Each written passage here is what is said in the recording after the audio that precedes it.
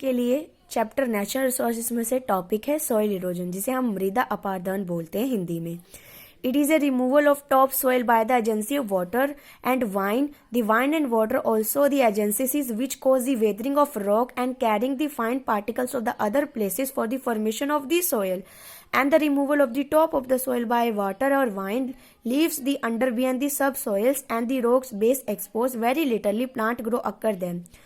कि जो ये क्या करता है, टॉप की जो सॉइल की जो लेयर्स होती है उनको रिमूव कर देता है। कौन? वाटर और वाइंड, हवा और पानी। और ये एजेंसीज क्या किसके कारण होता है? ये सब कोर्स किसके कारण? वेदरिंग के कारण, मौसम के कारण। जो रॉक्स होते हैं, जो बड़े बड़े पत्थर होते हैं, जिन्होंने क्या कैरी कर होता है? फाइन पार्टिकल्स, जिससे क्या फॉर्मेशन होती है? हमारी मिट्टी बनती है। जब टॉप की लेयर जो सोइल की है वो वाटर और वाइन उनको डिस्टर्ब कर देंगे तो अंडर बिथेंथ सब soils and the rocks base expose, जो उसका बेस है वो पूरा का पूरा डगमगा जाएगा, जिसके कारण वेरी लिटिल प्लांट ग्रोथ होगी। उसके अंदर प्लांट की ग्रोथ बहुत कम होगी। अब कौन कौन से फैक्टर्स है जो प्रमोट करते हैं सोइल इरोजन को? सबसे पहले ओवर ग्रीजिंग, जिसे हम क्या बोलते हैं? चराई। It destroy the herbs, grasses and seedling, the soil is exposed. ये क्या करती है? ये खराब करती है हर्ब्स को, जो छोटे छोटे जो घास की तरह पेड़ होते हैं, ग्रासेस को, सीडलिंग जिनपे सीड्स आती हैं वो सब। और जो सोइल क्या करती है? एक्सपोज, जिससे वो सोइल में फैलते हैं। ट्रिपलिंग, ट्रिपलिंग का मतलब होता है कुचलना बाय द एनिमल, जिसके कारण एनिमल्स उसके ऊपर चलेंगे तो वो कुचल जाएंगे। Cause the compaction of the soil, जिससे सोइल के ऊपर बहुत इफेक्ट पड़ेगा। Reduce its porosity and the percolation, जो उसके अंदर उसकी जो पार्टिकल्स को जोड़ के रखने की क्षमता और जो पानी रोकने की जो कैपेसिटी है वो खत्म हो जाएगी। स्क्रैपिंग, मिट्टी को खुरेचना। Removal of litter and the scraping of the forest floor, the leaves and the ground base for the action of agencies and cause erosion.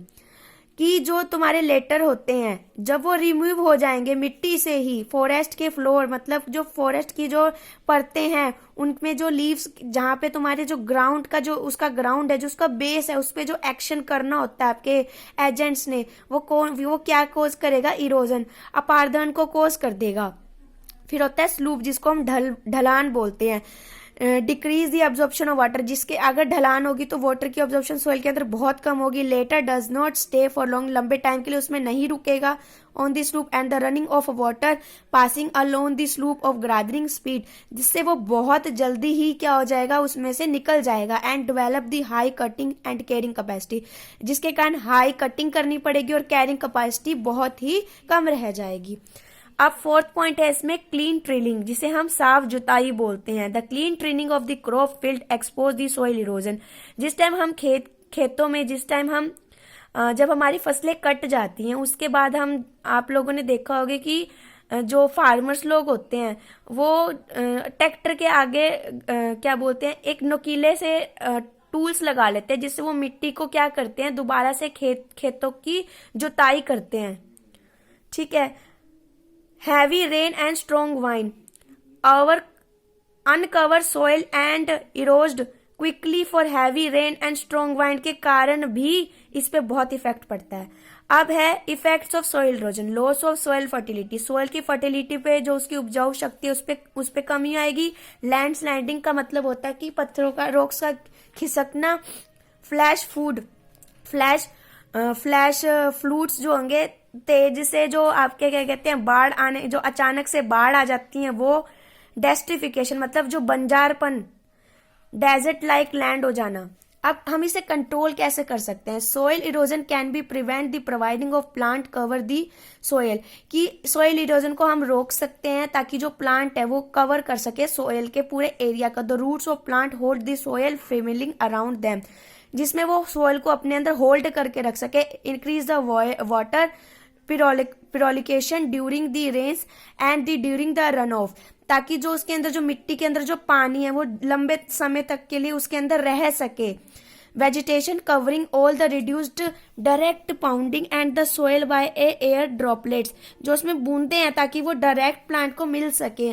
Various method to control the soil erosion. सबसे पहले vegetation cover, the soil should not be left uncovered, the plantation should be undertake when the vegetation cover और poor और absent. जब हमारी vegetation, जब हमारे plant की growth हो रही होगी तब प्लांटेशन में क्या होना चाहिए, उसको कवर मतलब उसको या तो वो पुअर मतलब खराब नहीं होना चाहिए, या तो वहां पे वो एब्सेंट नहीं होना चाहिए। फिर आता है हमारे पास कंट्रोलिंग ग्रीजिंग। चरने के प्रोसेस को बोलते हैं शुड बी लिमिटेड।